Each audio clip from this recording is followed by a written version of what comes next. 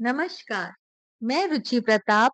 सबसे पहले मैं इस महाग्रंथ महाभारत को नमन करती हूँ, जो मुनि वेदव्यास जी द्वारा रचित तथा भगवान गणेश जी द्वारा लिखित महाकाव्य है। इस महाग्रंथ का संस्कृत से हिंदी में अनुवाद गीता प्रेस के शास्त्री महोदय श्री राम नारायण दत्त जी ने किया है। आज हम चौथे अध्याय में अपने महान ऋषि ऋषि शौनक के विषय में जानेंगे। आज से 6-7 हजार साल पहले 10 हजार विद्यार्थियों का गुरुकुल चलाकर सर्वप्रथम कुलपति का विलक्षण सम्मान हासिल करने वाले ऋषि शौनक हमारी ज्ञानमय सभ्यता के सर्वश्रेष्ठ उदाहरणों में से एक हैं। आइए हम सब उनको नमन करें।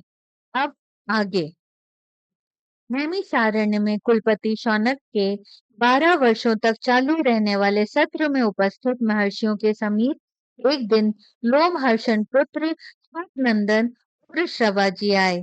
वे पुराणों की कथा कहने में कुशल थे। वे पुराणों के ज्ञाता थे। उन्होंने पुराण विद्या में बहुत ही परिश्रम किया था।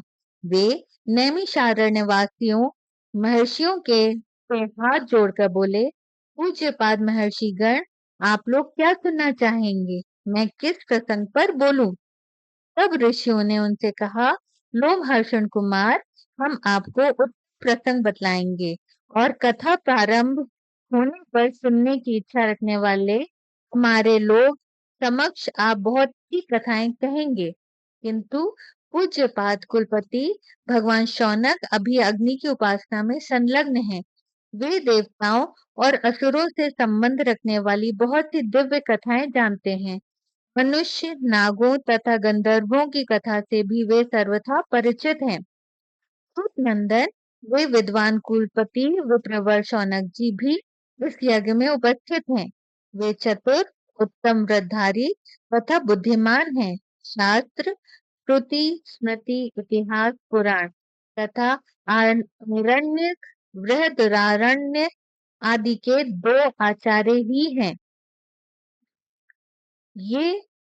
वे सदा सत्य बोलने वाले, मन और इंद्रियों के संयम में तत्पर, तपस्वी और नियम पूर्वक व्रत को निभाने वाले हैं।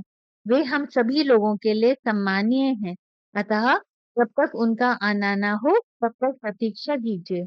गुरुदेव शौनक जब यहाँ उत्तम आसन पर विराजमान हो जाएं, उस समय वे द्विज श्रेष्ठ आपसे जो कुछ पूछें उसी प्रसंग को लेकर आप बोलिएगा।